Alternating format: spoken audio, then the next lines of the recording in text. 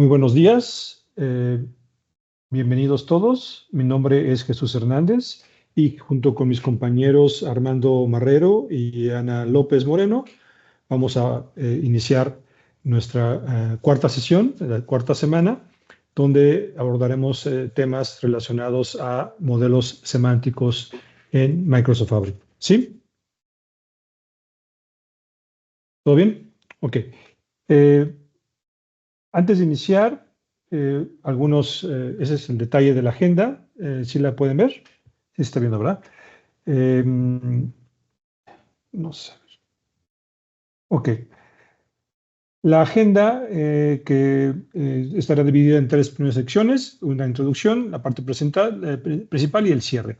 Durante la parte principal, Ana López nos hará la presentación y Armando Marrero nos hará la demostración en esta ocasión. Ok. Recordarles que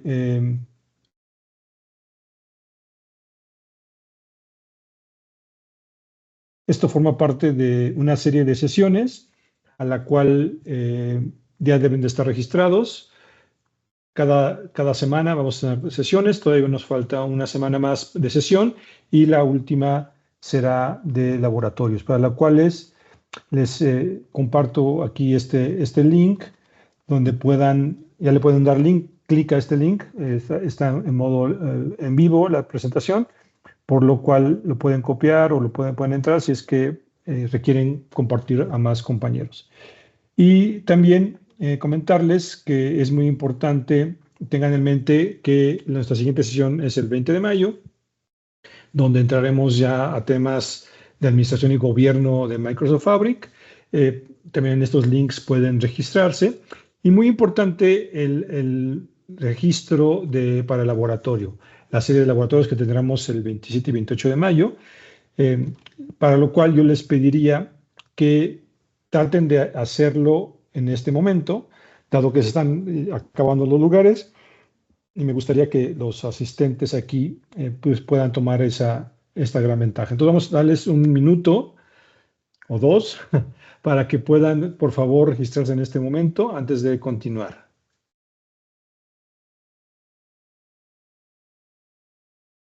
¿Ok?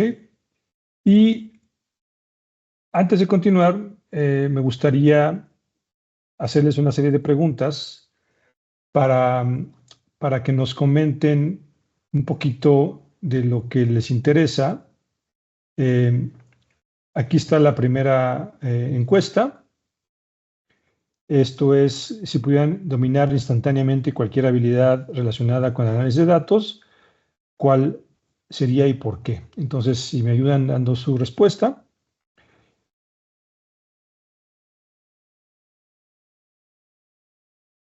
¿Ok? Y aquí estamos viendo la mayoría es la parte de ingeniería de datos. Buenísimo. Una segunda pregunta. Esto es un poco de la historia de Fabric. Cuando estaba en desarrollo, ¿alguien de ustedes sabe cómo es que se llamaba el proyecto en nombre clave?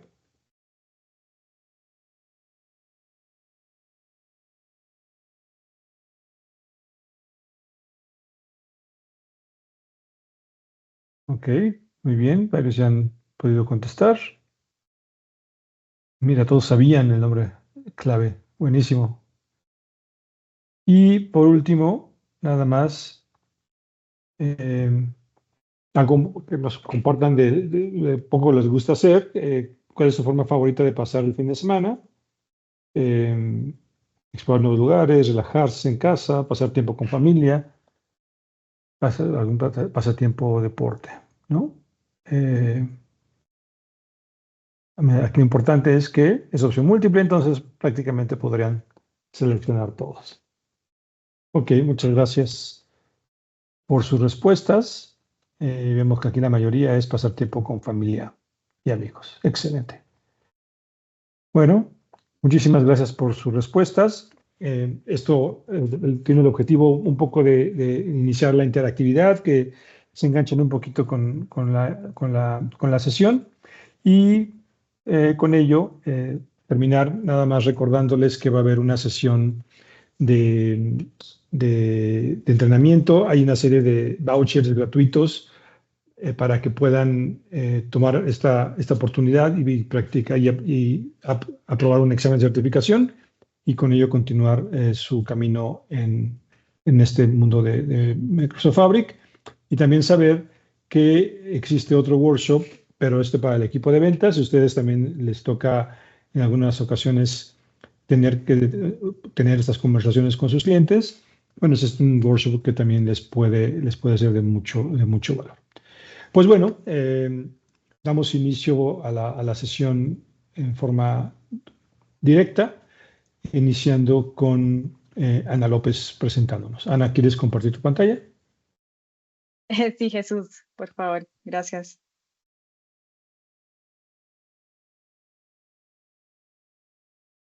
¿Me confirman, porfa, si están viendo mi pantalla?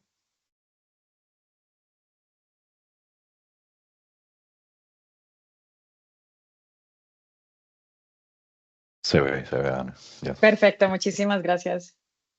Listo, entonces el día de hoy vamos a tener una sesión enfocada en todo lo que tiene que ver con el modelo semántico dentro de Microsoft Fabric. Como mencionó Jesús, vamos a ver una parte conceptual que es la que voy a liderar y luego vamos a ver una parte práctica que la va a liderar Armando.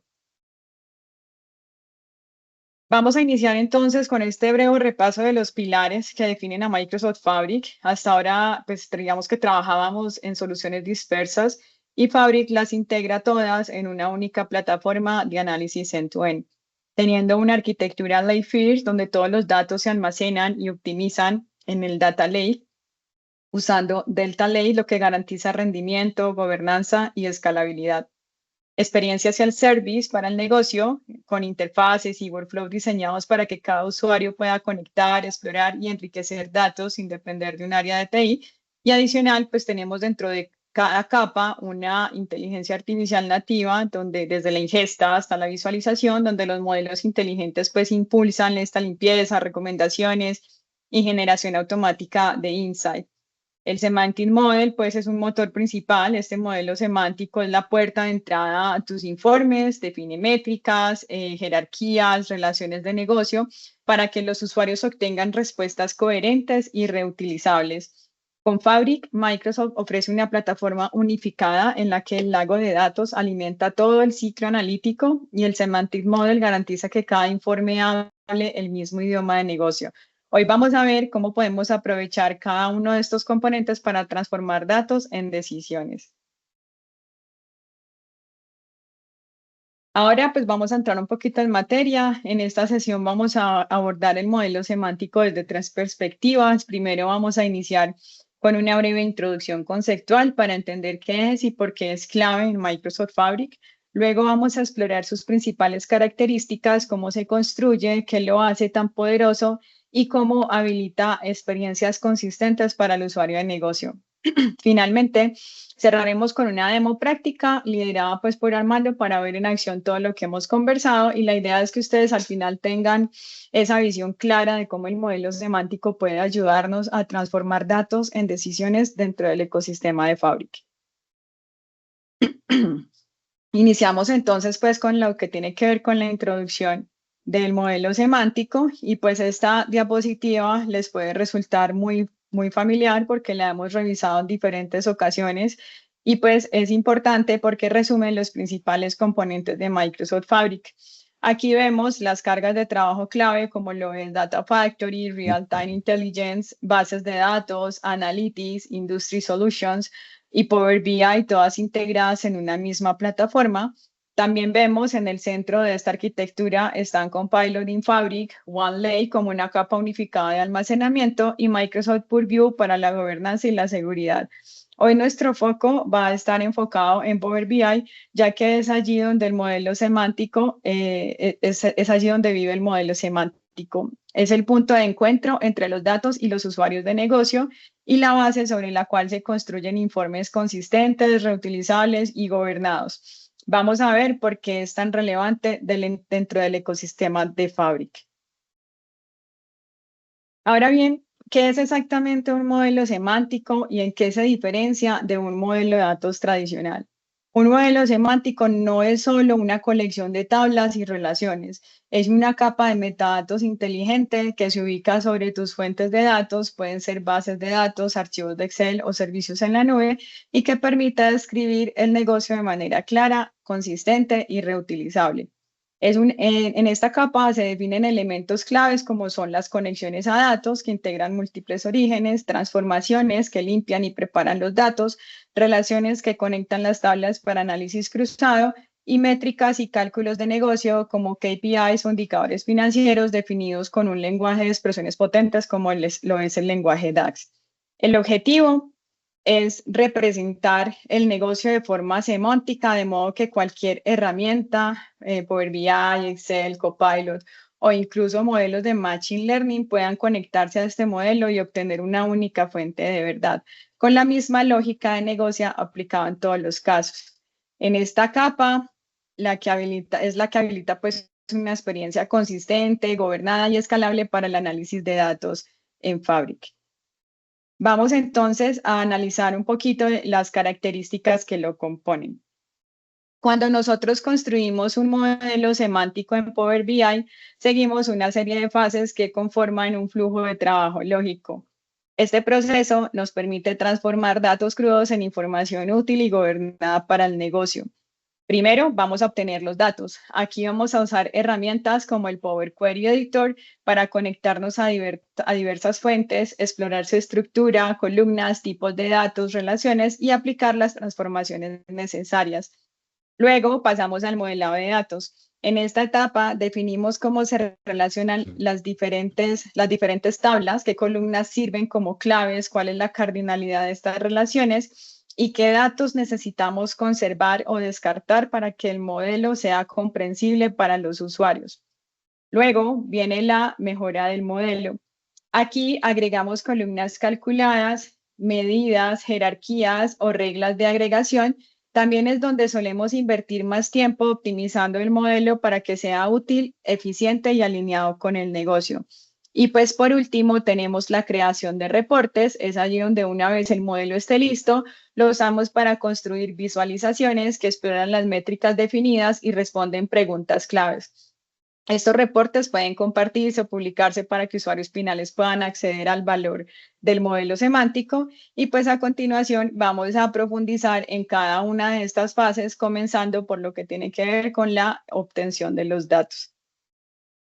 Primero, Power BI se ha convertido en lo que me gusta denominar un omnívoro de datos porque puede conectarse prácticamente a cualquier fuente sin importar su ubicación o formato. Con más de 275 conectores disponibles, Power BI nos permite extraer datos desde servicios en la nube como Salesforce o GitHub, bases de datos como SQL Server u Oracle y sistemas de archivos en plataforma como Azure, AWS y Google Cloud. Incluso si no hay conector nativo, podemos usar ODBC o conectores personalizados, ampliando pues más la compatibilidad. Además, soporta múltiples formatos de archivos como lo son los CSVs, los JSON, los XML, los Parquet e incluso formatos modernos de Data Lake como lo son los Delta o los Iceberg. Todo esto es posible gracias al marco de conectividad de Power BI que garantiza este acceso flexible y confiable a los datos, tanto on-premise como en la nube.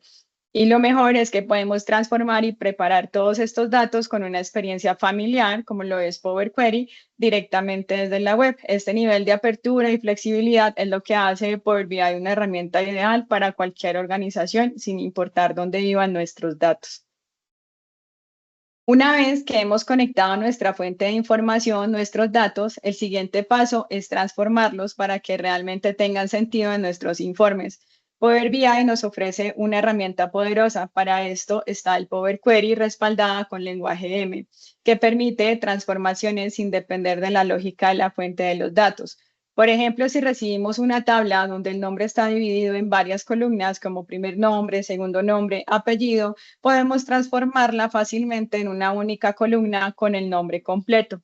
También es común tener que cambiar formatos de fecha, calcular nuevas columnas, dividir cadenas de texto o incluso combinar múltiples conjuntos de datos para construir una vista unificada. Estas transformaciones no requieren que la fuente de datos sea inteligente, aunque algunas bases de datos como SQL Server permiten ciertas manipulaciones desde la consulta. Power BI no depende de eso, podemos hacerlo directamente desde Power Query, sin importar si los datos vienen de un archivo CSV o de un sistema más avanzado.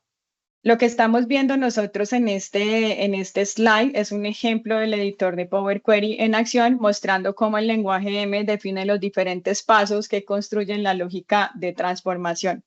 En resumen, esta fase es crítica para garantizar que los datos estén limpios, estén estructurados y listos para alimentar un modelo semántico comprensible y útil para los usuarios de negocio. Ahora bien, una vez que hemos conectado y transformado nuestros datos, pasamos a una fase crítica que es la mejora del modelo. Aquí es donde empezamos a dar contexto semántico a los datos. Por ejemplo, definimos relaciones entre tablas. Indicamos la cardinalidad, es una relación uno a uno, uno a muchos, y también definimos el comportamiento de filtrado. Ajustamos qué objetos estarán visibles u ocultos para los usuarios finales. Esto permite ofrecer una experiencia de análisis más clara y controlada. También podemos configurar propiedades avanzadas como el modo de almacenamiento, por ejemplo, importación o direct query, y establecer estrategias de actualización incremental mediante particiones, lo cual es clave para mejorar el rendimiento y la escalabilidad del modelo. Otro aspecto importante en esta fase es la configuración de sinónimos. Esto nos facilita el uso de herramientas de inteligencia artificial y lenguaje natural como Copilot, permitiendo que los usuarios consulten los datos con términos variados pero equivalentes, como por ejemplo ventas, ingresos o importes. En resumen, esta fase no solo optimiza el rendimiento técnico del modelo, sino que lo hace más comprensible, más accesible y más útil para todos los usuarios de negocio. Ahora bien, vamos a profundizar un poquito en estos aspectos que tenemos para trabajar con los modelos de Power BI, que es el modo de almacenamiento, y vamos a iniciar con el modo de importación. Fue el modelo original de Power BI y sigue siendo pues uno de los más comunes y eficientes pues en muchos escenarios. Pues ¿por qué? Porque permite copiar los datos desde la fuente y cargarlos directamente en la memoria del motor analítico de Power BI. Esto significa que cuando hacemos consultas DAX se ejecutan en memoria, lo que permite tiempos de respuesta rápidos y en rendimiento óptimo. Además, Power BI comprime los datos por columna, reduciendo el tamaño y acelerando aún más los cálculos. Es una solución agnóstica de la fuente. Puedes importar datos desde una base de datos relacional, archivos CSV, lago de datos o cualquier otra fuente compatible.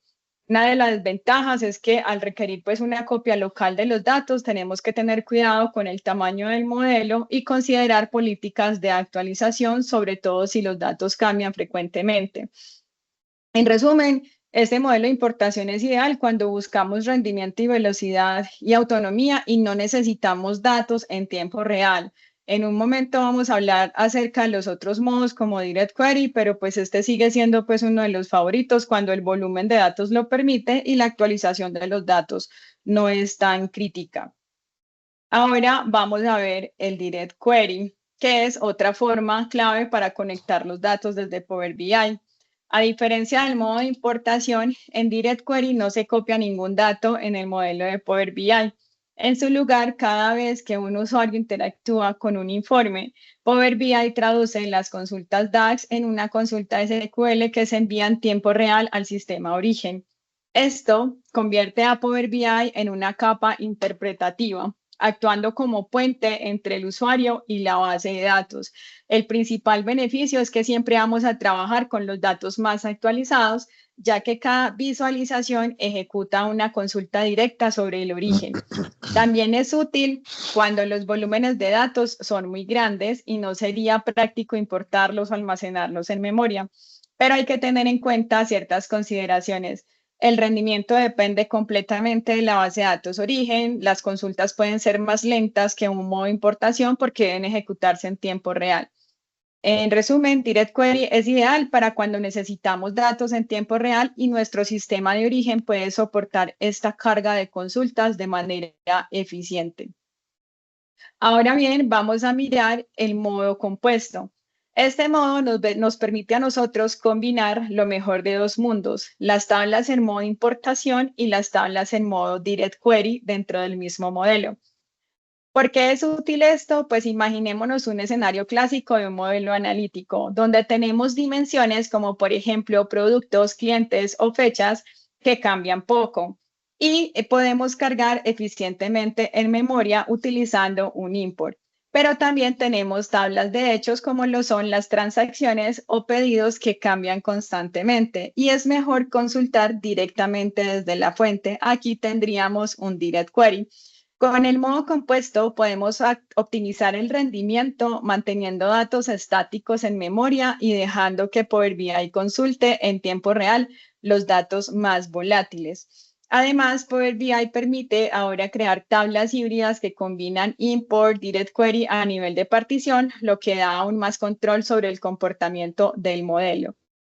Este enfoque sigue siendo clave en Fabric, ya que el principio de arquitectura centrada en el lakehouse se mantiene. Fabric utiliza el Delta Lake en un formato de columnas comprimidas muy similar al usado pues, por Power BI para sus modelos en memoria. Esto permite pues, integrar y escalar sin comprometer el rendimiento. Y pues por último, una de las grandes innovaciones que tenemos en Microsoft Fabric, que es el modo Direct Lake. A diferencia del Direct Query, que traduce cada consulta a SQL y depende del rendimiento de la base de datos, Direct Lake permite que Power BI lea directamente desde archivos Delta Lake en OneLane, sin necesidad de pasar por un motor SQL. ¿Qué significa esto en la práctica? Que Power BI puede cargar partes específicas de una tabla Delta directamente en memoria bajo demanda, obteniendo el rendimiento en memoria de modo import, pero con la escalabilidad y la latencia del Direct Query. Esto ofrece lo mejor de ambos mundos, velocidad como el modo import, actualización instantánea sin necesidad de recargas, lectura eficiente desde el Lakehouse en su formato nativo, Delta y Parquet. Y es importante destacar que este modo requiere trabajar con Delta Tables dentro de un Lakehouse o Data Warehouse en Fabric, lo que refuerza el enfoque de la arquitectura pues centrada en el lago de datos. A partir de este momento, lo que es Direct Lake será pues una de las opciones más recomendadas en muchos escenarios analíticos en Fabric y en los siguientes demos, pues ustedes van a poder ver lo simple que es configurarlo y cómo se traduce en rendimiento inmediato. Ahora bien, antes de pasar a las demostraciones, vamos a mirar un poquito en uno de los pilares del modelo semántico en Power BI, su lenguaje de cálculo conocido pues como lenguaje DAX. DAX o Data Analysis Expression es un lenguaje diseñado específicamente para crear medidas, columnas calculadas, tablas personalizadas y grupos de cálculos reutilizables. Su sintaxis es similar a la de Excel, lo que lo hace pues accesible, pero su capacidad es mucho más avanzada.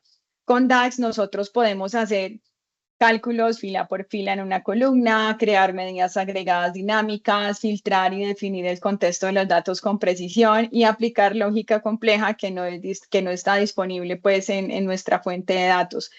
Esto es clave porque en muchos escenarios los sistemas de origen no tienen definidos los cálculos de negocio o no es eficiente preprocesarlos. DAX lo que hace es que nos permite definir esa lógica directamente en el modelo semántico de forma gobernada y reutilizable. Ahora sí, le voy a dar paso a mi compañero Armando para que con la demo puedan ver en práctica estos conceptos vistos. Muchísimas gracias. Gracias, Ana. ¿Se escucha? ¿Alguna pregunta? Sí, todavía no veo ninguna pregunta. Armando, Ana, creo que no, ¿verdad? Bueno, gracias, Armando. Adelante. Ok, muchas Listo. gracias. Bueno, déjame compartir mi pantalla. Ok.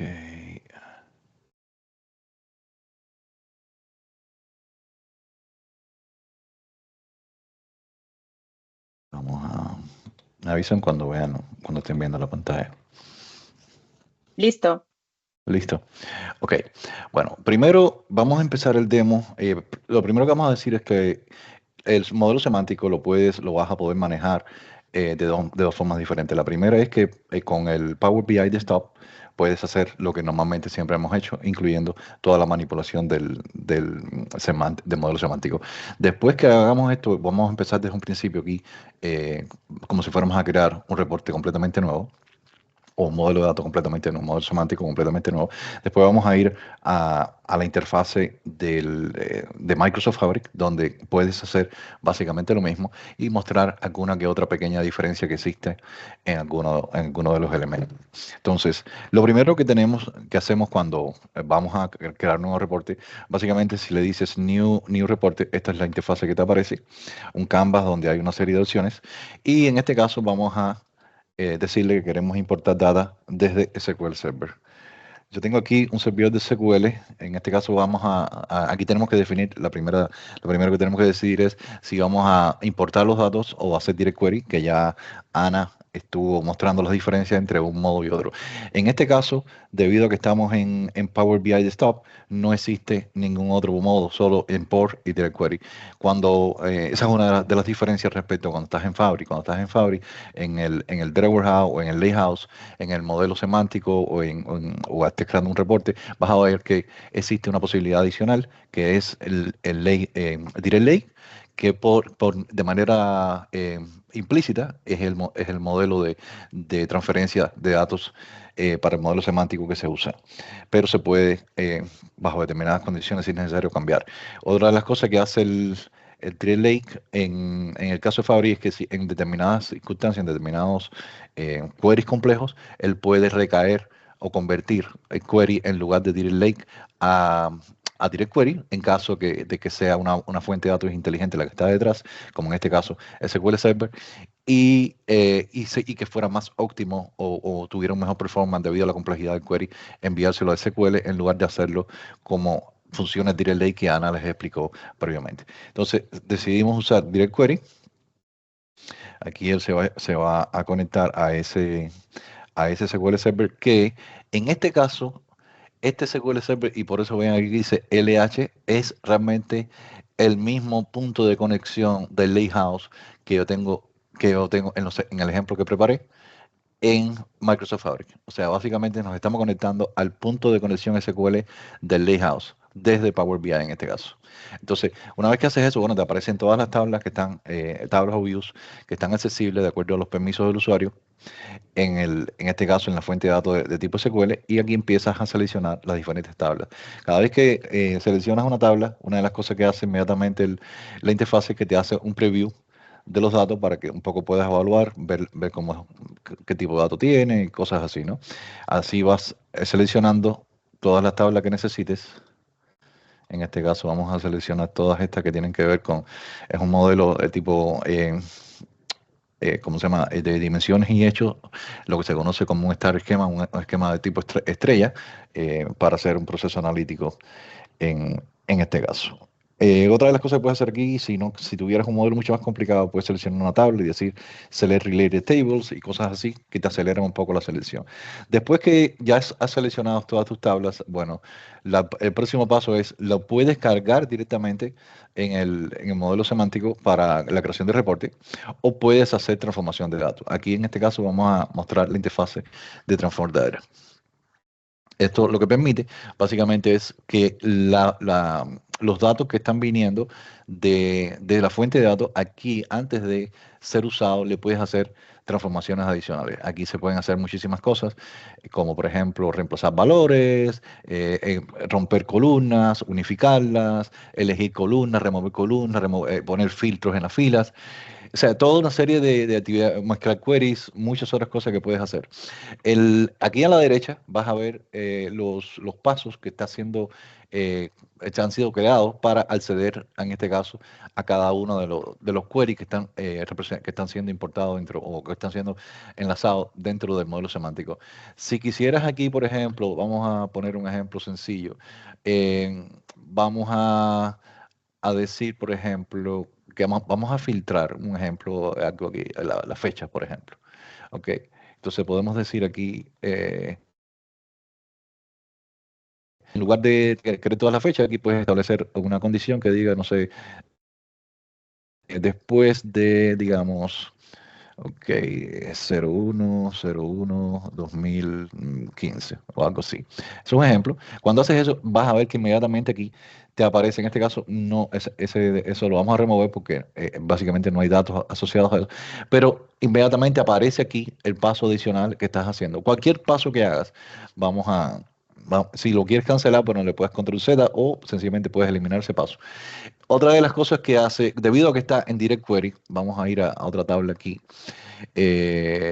Ok, la ciudad, la fecha. Vamos a la fecha. Ok, aquí en este caso vamos a decirle, por ejemplo, que ponga las fechas de manera. Aquí, básicamente, aquí no estamos viendo todos los datos, es lo primero. Aunque los tienes aquí, básicamente, él normalmente haciendo un profile con alrededor de 1000 filas, ¿ok? Pero te da una idea de toda la data, cómo está y cosas parecidas. Entonces, aquí, fíjense que yo hice sort y a pesar de que no estoy directamente haciendo una operación que quizás yo quiera mantener, ya hay un paso adicional aquí creado que dice sorted rows. So, en otras palabras, si cuando estás trabajando en la interfase de Power Query, haces cosas básicamente para analizar los datos, tienes que tener atención de que eso no se mantenga hacia la transformación final que estás haciendo. Si quisiste eso con otro objetivo, pues sencillamente lo eliminas, ¿no? Em, Cuando estás en Direct Query, una de las cosas que puedes hacer, bueno, primero, si vas a la fuente, aquí inmediatamente ves arriba la conexión a dónde estás conectado. Si vas a la navegación, es cada una de las tablas que te permite moverte uno a otro. Y si das right click, precisamente como está conectado a Direct Query, a SQL, aquí puedes ver el código SQL, que en este caso Power Query o Power BI está generando para acceder a esa tabla o a esa consulta. Aquí vas a poder ver, por ejemplo, si lo vemos aquí en este paso, vas a ver que adicional a eso, él añadido un orden by descendiente y así, cada uno de los pasos adicionales que vayas haciendo se van, ¿cómo se llama? Creando desde aquí, desde el Power Query. Vamos a remover el sorted row, que no hace falta en este caso. ¿Ok? ¿Qué otra cosa podemos hacer aquí? Bueno, ya vimos todas las transformaciones que podemos hacer. Si queremos ver todo el código que se ha estado generando completamente, aquí lo puedes ver cuando vas al editor. De hecho, lo puedes modificar aquí directamente si eres un poco, o sea, si estás cómodo con la sintaxis del script que se usa para el Power Query. Pero aquí básicamente ves todas esas cosas. Si, por ejemplo, a veces en ocasiones uno lo que desea es crear un nuevo paso y lo puede hacer incluso directamente aquí, puedes copiar esto y repetirlo y hacer otro paso adicional. Básicamente, si es un proceso como se diría, como de código en lugar de la interfase, pero en ocasiones hace falta o uno está interesado en hacerlo, ¿no? Eso lo logras con el Advanced Properties. ¿Qué más aquí? Bueno, ya después que tienes la fuente de datos, entonces le puedes decir cerrar y aplicar. Ok. Close. Puedes decir apply solamente para continuar aquí, cerrar si no quieres salvar los cambios que hiciste, o cerrar y aplicar. En este caso, va a estar este proceso de carga de datos no va a demorar tanto porque básicamente está refrescando la metadata. Recuérdese que no estamos importando data, solamente estamos haciendo direct query. Si fuera import, entonces en ese momento verías cómo él está tratando de refrescar también los datos de acuerdo a la configuración que tenga, ya sea import, ya sea con el modelo compuesto. ¿Ok? ¿Qué es lo que podemos hacer aquí? Bueno, una vez que estamos aquí, una de las cosas a las que podemos acceder es en el panel de herramientas, podemos ir al modelo, a lo que es el modelo semántico como tal. Aquí vas a poder ver todas las tablas que importaste, no necesariamente aparecen así, en algunas ocasiones bajo determinados contextos, de acuerdo a la metadata disponible en las fuentes que estuviste usando, pueden venir ya con relaciones, pero en general aparecen así. Aquí lo primero que vas a hacer para establecer ir avanzando en el modelo semántico es que vas a empezar a crear relaciones. Como le decía, esto es una estructura de datos, un modelo de datos que básicamente es una tabla de hechos con dimensiones que la enriquecen, básicamente para describir las operaciones que están siendo registradas en la tabla de hechos. A ver, tengo aquí, ok. Entonces, una vez que tienes todas las tablas, bueno, básicamente, por ejemplo, aquí tienes el employee, Ok, vamos a ver, creo que primero tenemos City. Ok, tenemos City Key aquí y City Key en la tabla de hechos. Podemos sencillamente arrastrar una sobre la otra y vamos a ver qué es lo que le hace. Inmediatamente, él identifica, una de las cosas que trata de identificar no necesariamente está correcto, por tanto siempre hay que revisarlo, es la cardinalidad o lo que es el nivel de agregación de los datos en cada una de las tablas para poder saber qué relación tiene la tabla from con la tabla to. En este caso está diciendo que el from, que sería el extremo one en este caso, es capaz de relacionarse con la tabla de los hechos, en este caso, por cada ciudad hay muchas entradas de tipo ciudad en la tabla de los hechos. Entonces, si estuviera más, bueno, aquí tienes la posibilidad de cambiarlo de acuerdo a lo que es. Esto generalmente no lo usamos a menos que tú estés seguro de que existe integridad referencial en los datos, pero generalmente no es necesario especificarlo. Lo otro que se establece aquí, en general, el filtro que se establece es un filtro de tipo simple, lo cual significa que una vez que filtras en el extremo 1, el extremo many se va a ser filtrado. O sea, te mueves en el extremo 1 y el extremo muchos va a ser automáticamente filtrado. En algunas ocasiones, si necesitas que suceda esa relación de filtro en los dos sentidos, pues sencillamente lo cambias aquí, pero en general no es recomendable ni es lo más común en el uso de eso. Una vez que ya seleccionaste estas cosas, le dices Save y ahí ves cómo se crea la primera relación entre en este caso la dimensión ciudad y la tabla de los hechos. Otra parecida, podemos hacer algo aquí un poquito rapidito, vamos a hacer una segunda para que vean nuevamente el proceso. Customer key. Ok, aquí tenemos Customer key en la dimensión y Customer key aquí. Aquí eso significa lo mismo.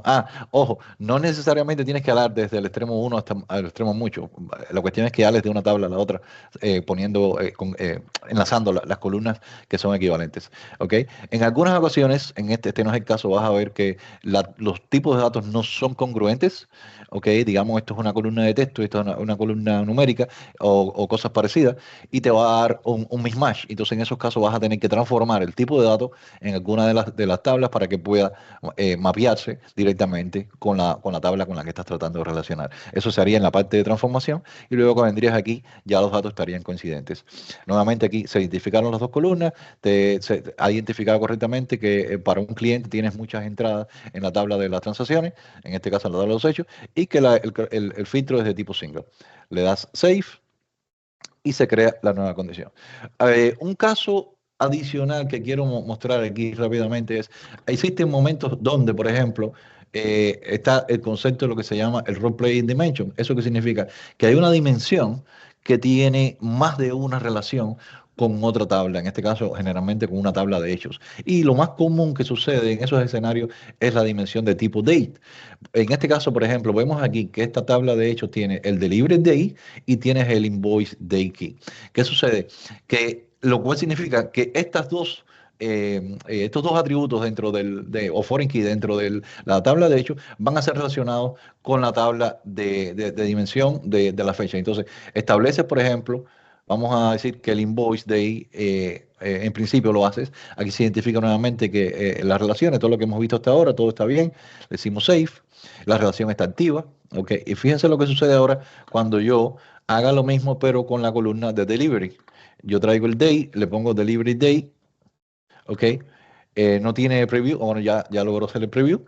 Y establece lo mismo. Pero fíjense un detalle aquí interesante. Normalmente cuando vienes aquí, este checkmark está activado para mantener la relación activa. Como él ya identificó que existe otra relación activa entre esas dos tablas, él te dice que no, o sea, por default, de manera implícita, esta relación no va a estar activa. Entonces, le da save. Ahora le explico lo que sucede. Primero, en el modelo, vas a ver inmediatamente una diferencia en la manera en que se muestra la relación inactiva. Está con puntos discontinuos. ¿Qué es lo que sucede? En este caso, y es necesario, cuando vas a filtrar, las relaciones que están activas son las que básicamente van a estar funcionando en cualquier momento, de manera implícita. Cualquier sumarización, cualquier agregación, cualquier cosa que hagas en la interacción con el modelo y a través del reporte, esas relaciones activas son las que van a estar filtrando los datos entre las diferentes tablas. Pero existe la necesidad, como en este caso, por ejemplo, de que tú quieras hacer una agregación o hacer cualquier tipo de manejo en lugar de agregar, digamos, a nivel del invoice, que tú quieres agregar basado en las fechas donde se hizo el delivery, que no es necesariamente lo mismo. Tú puedes decir cuántas órdenes se fueron creadas en tal mes, no es lo mismo que cuántas órdenes fueron entregadas en tal mes.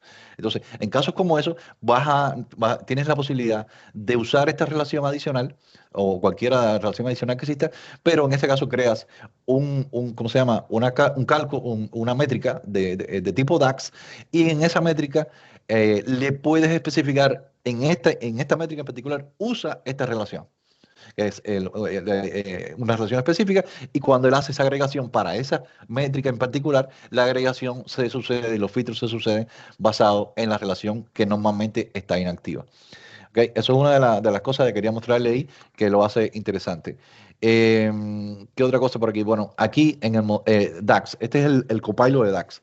Esto te permite escribir algún tipo de DAX, incluso si le das aquí, por ejemplo, él te puede sugerir métricas. ¿Okay? Digamos, si le dices sugerir métricas, él va a analizar el modelo de datos y te puede crear inmediatamente un DAX con una métrica que él considera que pudiera ser necesaria basado en ese modelo semántico de datos. ¿Okay? Aquí ves que en este caso está creando una métrica para la eficiencia de las ventas, donde divide las ventas totales entre la cantidad de ventas, y entonces te hace una evaluación por fecha y por ciudad para las diferentes métricas. De hecho, hay varias métricas que han sido creadas ahí arriba. Sales Count, Total Sale, bueno, estos son directas. Aave Profit lo creó, el Total Sale probablemente. Entonces, aquí puedes decirle que lo corra si quieres, o puedes mantener ese query con el objetivo de añadirlo al modelo semántico, o puedes sencillamente ignorarlo. ¿Qué otra cosa puedes hacer aquí? Bueno, en general, le puedes decir directamente, bueno, si digamos lo que hizo mal o lo que generó no te gustó, o quieres una acción diferente, pero le dice retry. ¿Qué otra cosa? Vamos a decirle discard query, dice yes, y entonces puedes decirle aquí, por ejemplo, write a DAX query. Dice, por ejemplo, crea una métrica para calcular el average, el promedio del profit. Vamos a ver qué es lo que hace. Puse calcular mal, así que veremos si él lo entiende. Lo más probable que sí.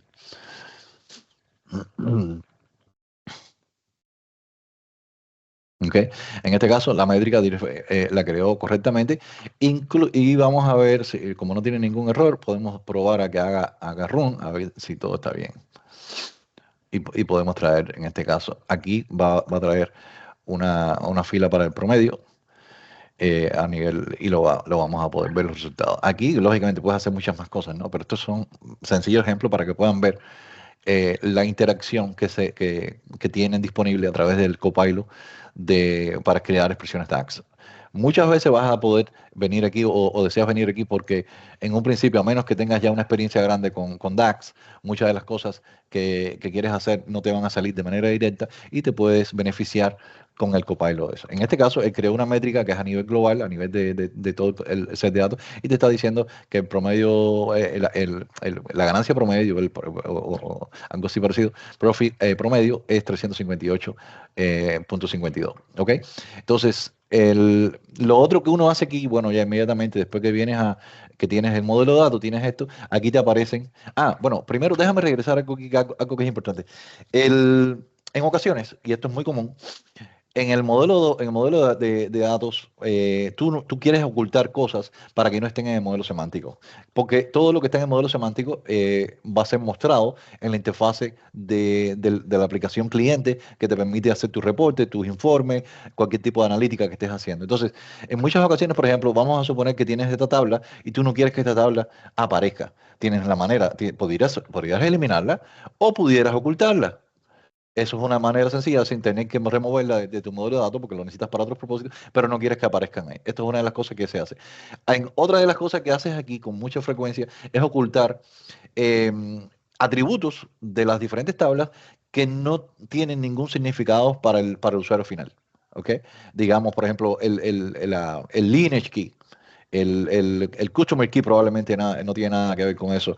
El código de la ciudad, todas estas cosas que son más bien, digamos, herramientas o atributos específicos, puramente técnicos, desde el punto de vista de diseño de modelo para enlazar las diferentes tablas y cosas parecidas, eso generalmente lo vas a ocultar. Otra de las cosas que haces aquí, acuérdense que lo principal en el modelo semántico, uno de los objetivos fundamentales, es facilitarle al usuario final la analítica que él va a hacer, que sea lo más cercano al mundo que él conoce. Por tanto, por ejemplo, otra de las cosas que uno puede hacer es estas columnas de datos, ¿ok?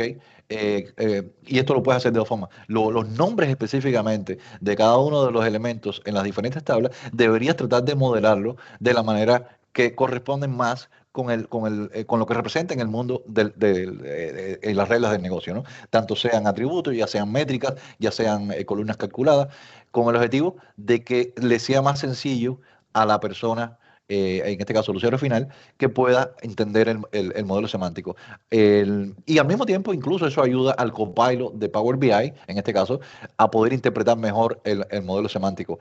Otra de las cosas que haces, como decía, esto lo puedes hacer, los nombres de las columnas y esas cosas, lo pudieras cambiar cuando haces la transformación en la carga inicial.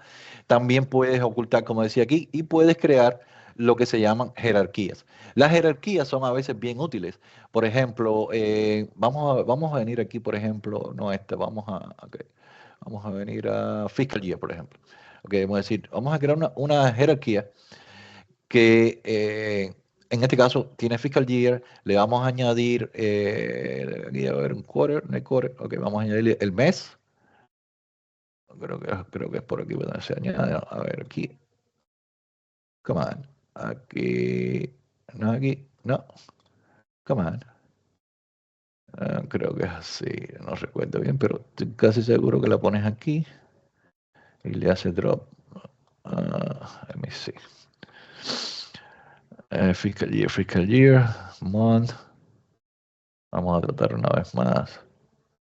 ¿Por qué no estás haciéndolo ahora? Add to hierarchy, esa es otra manera de hacerlo. Ok, entonces, en este caso, por ejemplo, tenemos una jerarquía que en este caso tiene dos niveles, puede tener tantos niveles como sea necesario. Digamos, el día lo puedes traer la fecha, puedes traer el quarter, cualquier cosa que tenga sentido aquí de manera como una jerarquía de niveles. Una de las cosas que te permite cuando estás en la jerarquía, bueno, y nuevamente con el objetivo de facilitar la vida del usuario final y hacerse lo más cómodo y más intuitivo, bueno, puedes, toda esta, ¿por qué no? Come on. Debería estar aquí.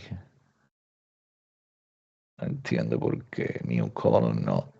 Aquí hay una manera que no lo encuentro ahora, pero sí está disponible, y es que puedes renombrar los diferentes niveles de la jerarquía. Esto debería aparecer ahí. Ok, no está apareciendo ahora. Habría que ver qué es lo que está sucediendo, qué es lo que estoy haciendo mal, ¿no? Pero básicamente, cuando haces este tipo de manejo donde creas una jerarquía, le puedes cambiar el nombre de la jerarquía para que sea más friendly para el business, y al mismo tiempo lo mismo con los diferentes niveles. Lo otro que recomiendo yo, esto forma parte de las cosas que normalmente a mí me gusta hacer, es que cuando incorporas elementos en las jerarquías, los elementos independientes que ya están en una jerarquía, los oculto para evitar una confusión para el usuario de decir cuál es el que debe usar este, de usar el otro. Los que están en jerarquía normalmente reflejan un mejor performance a la hora de los queries, y además cuando los usas en Power BI, por ejemplo, para un panel de filtros o de parámetros, para decirlo de alguna manera, en el reporte, si traes la jerarquía, bueno, viene la jerarquía entera y te permite de manera escalonada navegar de manera sencilla, incluso con múltiples elementos de drop-down concatenados. Eso lo permiten las jerarquías y al mismo tiempo te permite renombrar los diferentes elementos para hacerlo más business friendly. Eso es algo que quería mencionar porque es muy útil y muy necesario con este objetivo.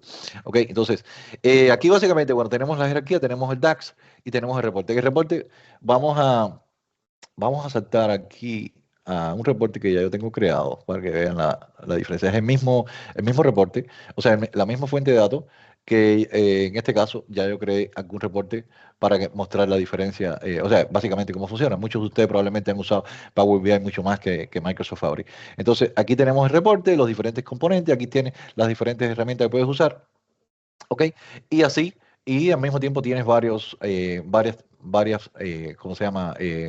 Páginas dentro del reporte. Lo interesante que están viendo en estas páginas es que esas páginas fueron actually generadas por el Copilot, el Copilot de Power BI, que no me voy a enfocar en él en estos momentos, pero básicamente aquí yo le dije, créame una tabla o una página nueva donde me permita analizar el rendimiento de los empleados. Después le dije lo mismo para las ventas por territorio y para las ventas totales y el análisis entre las ventas totales y la tasa de impuestos que se paga, ¿no? Esas tablas, estas páginas fueron creadas por el Copilot directamente y una vez que están ahí, bueno, ya puedes hacer con ella cualquier otra cosa. Esto es básicamente el resumen dentro de lo que sería el Power BI. Vamos a ir un momentico rápido, porque no queda mucho tiempo, a Microsoft Fabric, ¿ok? Van a ver cosas un poco similares. Primero, el modelo, ese reporte, como tal, yo lo publiqué para el servicio, lo cual aparece también, y le dije que lo pusiera en el workspace donde está este Lakehouse. Aquí ven que todo es muy similar. Esta es la misma interfase que vieron allí. Una diferencia interesante aquí, si se dan cuenta, cuando te paras sobre el nombre de cada tabla, él te da entre otras cosas, el modo de almacenamiento. En este caso es Direct Lake, porque fue creado dentro del Lakehouse como un modelo semántico directo dentro del Lakehouse. Aquí creo que yo tenía, esto es el mismo reporte que yo tenía por ahí, o parecido, una de las primeras versiones que hice desde Power BI, y este es el modelo semántico asociado a Power BI. Este modelo semántico es el que yo creé, básicamente muy similar a lo que les mostré, que es, después que lo creé, lo publiqué para el servicio de Power BI, por eso me aparece aquí. Y este es el modelo semántico asociado al reporte que acabo de mostrar ahí. La diferencia, si te dan cuenta aquí, es que este no está usando Direct Lake, ya que yo lo creé en Power BI Desktop, y sencillamente lo publiqué. Él continúa haciendo Direct Query, en este caso a la base de datos SQL, y todo funciona de la misma manera que habíamos visto. Este es el reporte que hace modelo semántico, que fue el que yo publiqué. Y este es el modelo semántico ¿cómo se llama? Dentro de Fabric, que todo es muy similar. Una de las diferencias es la que vimos aquí. ¿Qué otra cosa vemos por aquí? Yo creo que, bueno, aquí pueden ver pueden crear diferentes layouts para enfocarse en determinadas áreas. A veces tienes un modelo semántico que tiene demasiadas tablas y si en el modelo y en el donde están todas mezcladas, pues sencillamente se hace un poco complicado entenderlo y puedes ir creando diferentes layouts para enfocarte en áreas o subáreas dentro del modelo semántico para hacerlo más sencillo y entender mejor lo que está pasando. ¿Qué otra cosa tenemos por aquí? Bueno, estas son las cosas ya de SQL. Los copilots de SQL ya lo mostramos. Este es el mismo copilot que se mostró cuando Ana estaba trabajando en el ejemplo del SQL para ese tipo de cosas.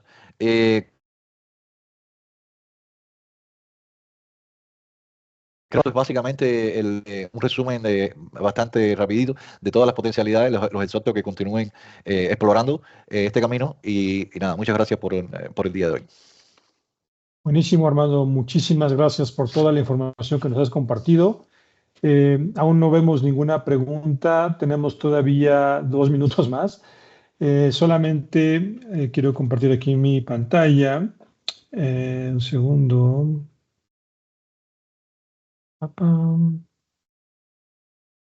Y recordarles que no dejen de registrarse, por favor, a el workshop que tendremos. Voy a poner por aquí, vamos a ver. Les pongo el link en el chat para que lo tengan a la mano, por si no lo han podido hacer cuando tuvimos la opción.